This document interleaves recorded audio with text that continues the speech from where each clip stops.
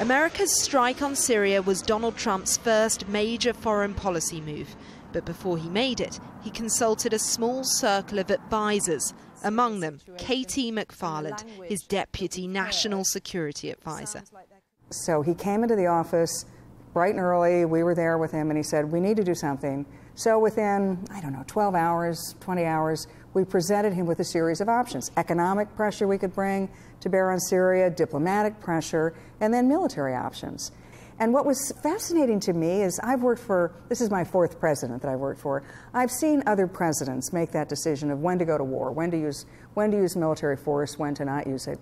And most of them have come to office having been in the room when other presidents have decided, or they've been through it before. Trump's never decided when to use force before. And yet that first major decision he made, he didn't look to everybody in the cabinet and say, what should I do? What do you think I ought to do? He made the decision.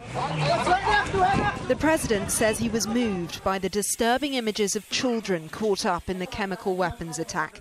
So will moral outrage prompt him to act again? This was not an emotional response to some pictures on television. This was a country or a regime that was using chemical weapons, and we were worried that they were going to continue to escalate and use chemical weapons unless we made that stand.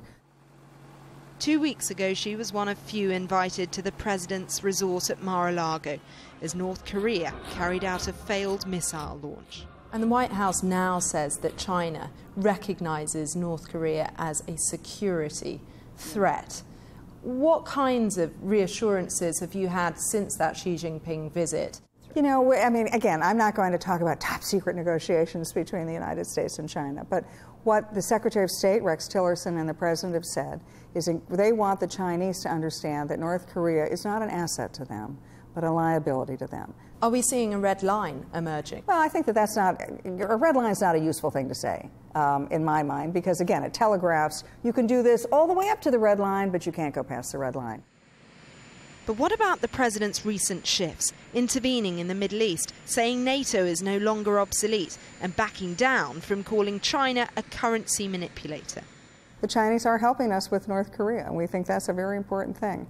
As far as Europe, NATO, obsolete, not obsolete, American presidents have been saying for, 30 years that some of our NATO partners are not doing what they should be doing as far as is sharing the burden. In fact, we even made up a word for it. It's called burden sharing.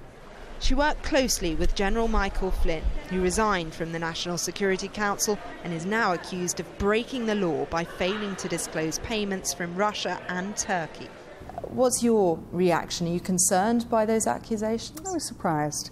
Look, I think Mike Flynn has done great services to the nation. I will point out that he is no longer in the administration, and there are investigations ongoing, and let them take their course. But I indeed was surprised, yeah. And disappointed? I'm not going to sit in judgment of anybody else. I think he, again, did the country a great service. And let justice take its course. I'm not ready to say KT McFarland has worked for Richard Nixon and Ronald Reagan. The one thing I have seen, though, with the president, and it's a little intimidating, because you go into his office and he'll have 5 advisors there talking about whatever the issue is. And he peppers everybody with questions. I mean, he just wants to sort of soak in many facts and figures. He'll ask, what's your opinion on this? What do you think I ought to do about this? What's our trade with that country? And you sort of, in a staccato-like way, he identifies a lot of issues, and then he goes away and makes his decision. She says Trump has created what she calls telephone diplomacy, frequently calling other leaders to ask about the way they see the world. And I've not seen a president who's sort of used that telephone to just pick up the phone and share thoughts. I think that could potentially pay great dividends. He's taken up the role of commander-in-chief early on, but he's on a steep learning curve, and no one yet knows where it's going.